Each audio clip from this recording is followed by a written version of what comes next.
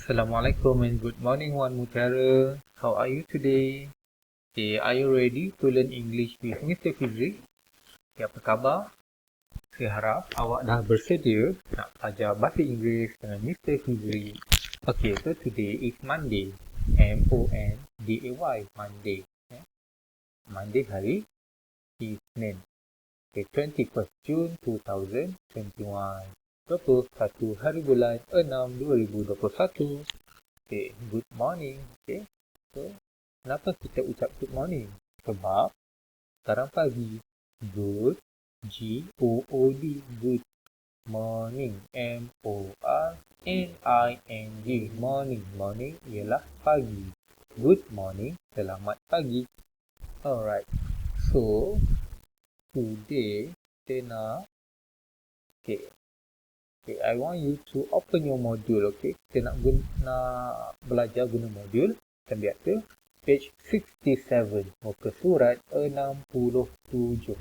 Okay, mula-mula tuliskan day. Day, hari Hari ini hari Monday. M-O-N-D-A-Y, Monday. Okay, date, tarikh 21st June 2021. Okay, kita masih lagi belajar tentang like, I like, I don't like. I like, I don't like. Okay, I like, saya suka. I don't like, saya tidak suka. Okay, kalau semalam awak dah cut the picture, dah potong-potong gambar, today I want you to write. Hari ini kena menulis. Okay, senang saja. Okay, dekat sini dah ada I like, I don't like. Okay, and then sebelah sini ada animals dia, haiwan dia apa. Okay, so senang je. I like, kalau suka ducks. Okay, number one is duck, itik. Kalau suka itik, okay, ni dia dah buatkan lah. Okay, dia dah hitamkan I like. So dekat bawah sila tulis I like ducks. Okay, so number one, elephant. Elephant, gajah. Okay, suka gajah tak? Suka elephant tak? Kalau suka, hitam, bukan hitam lah. Gunalah colour apa-apa. Use any colour that you like. Pink ke, blue ke, green ke, black. Okay. So, kalau suka elephants, I like colour. Colour satu petak ni. Warna, colour, I like. Okay. And then dekat bawah sini tulis I like elephant. Okay. Kalau tak suka, you colour this one. I don't like colour. And then you write I don't like elephant. Okay, boleh tak?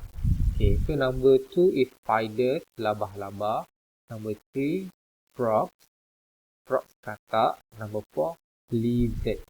Lizard, cicak. Number 5, cats. Kucing. Number 6, dogs. Anjing. Okay.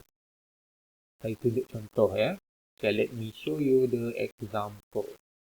Okay, buatkan dulu number 1. Number 1. Okay. Alright, here.